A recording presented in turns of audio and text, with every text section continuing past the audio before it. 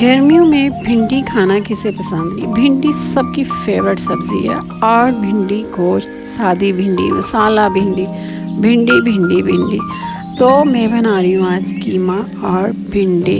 और ये बनाएंगे एक ही पॉट में, ना बर्तनों की झंझट और ना लंबा चौड़ा खप होगा। मसला ही कोई नहीं, आसान और सादा तरीके से बनाएंगे। अस्सलाम वालेकुम, कैसे हैं आप? उम्मीद आप बहुत ज़्यादा अच्छे होंगे। भिंडियाँ काट के मैंने डाल दी हैं कढ़ाई में और साथ में इसमें डाल दिया ऑयल। ऑयल इतना ही डालना है, इसमें ऑयल बहुत ज़्यादा नहीं डालना, ताकि इसको शैलो फ्राई करना है हमने, इसको डीप फ्राई बिल्कुल नहीं करना।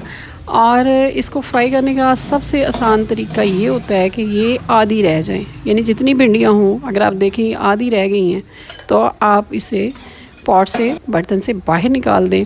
और आप इसमें डालेंगे ऑयल और उसमें डालेंगे 4 बड़े बड़े प्याज।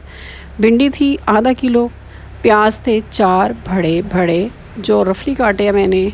और ये कीमा है और ये फ्राई हुई भिंडी है। और ये इसके साथ साथ 2 टमाटर हैं और 3-4 छोटी छोटी हरी मिर्चें हैं जो कि कड़वी नहीं है। तो 4 जो प्याज थे ये हो गए हैं ब्राउन ब्राउन से, कुछ ब्राउन और कुछ वाइट से। और आप इसमें डाल दिया आधा किलो कीमा। ये बीफ का हो या मटन का हो, कोई फ़र्क नहीं पड़ता। आप इसमें कीमा डालिए और इसको चम्मच के साथ, जैसे मैं हिला रही हूँ इस तरह इसको हिलाएं, उलट पुलट करें और इसको पकने दें। जो आपका कीमा होगा पहले इसका कलर चेंज होगा और इसके बाद इस पर हल्का हल्का सा प्याज का कलर आना शुरू हो जाएगा। नमक, मिर्च, हल्दी, इसके साथ साथ आप चाहें तो इसमें चाट मसाला भी डाल सकते हैं। और इसके बाद इसमें हरी मिर्चें कुतरी हुई जो 3-4 थी वो इसमें डाली हैं और थोड़ा सा पानी डाल लिया इसके अंदर।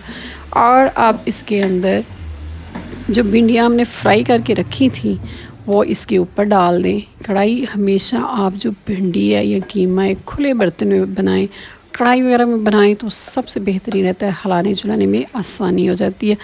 आप भिंडी डालने के बाद इसको कर दें कवर और दम वाली आंच पे इसको रख दें और 15 से 20 मिनट आप इसको छोड़ दें। और इसके बाद आप इसको करें एक दफ़ा उलट पुलट, अच्छी तरह इसको मिक्स करें। मिक्स करने के बाद साबुत धनिया साबुत जो गरम मसाला होता है उसको मोटा मोटा पीस लें, दोरी के अंदर, कुंडी के अंदर डाल के पीस लें। और इसके बाद इसके ऊपर धनिया और ये जो मोटा मोटा हमने गरम मसाला पीसा है ना, काली मिर्च समेत, ये इसके ऊपर डालें और इसको सर्व करें। आप इसका मज़ा नहीं भूलेंगे। गर्मियों की दोपहर के लिए बेहतरीन लंच है और बेहतर है आप इसे तंदूर की रोटी के साथ खाएं, नान साथ खाएं या पराठे साथ खाएं, ज़बरदस्त है। मैं तो पराठा खाती हूँ और वो भी सुबह के टाइम। अपना ख्याल रखिएगा, फिर मिलेंगे एक नई और मज़े की रेसिपी के साथ। इस रेसिपी को ट्राई करने के बाद मुझे फ़ीडबैक ज़रूर दें। अपना ख्याल रखिएगा। अल्लाह हाफिज़।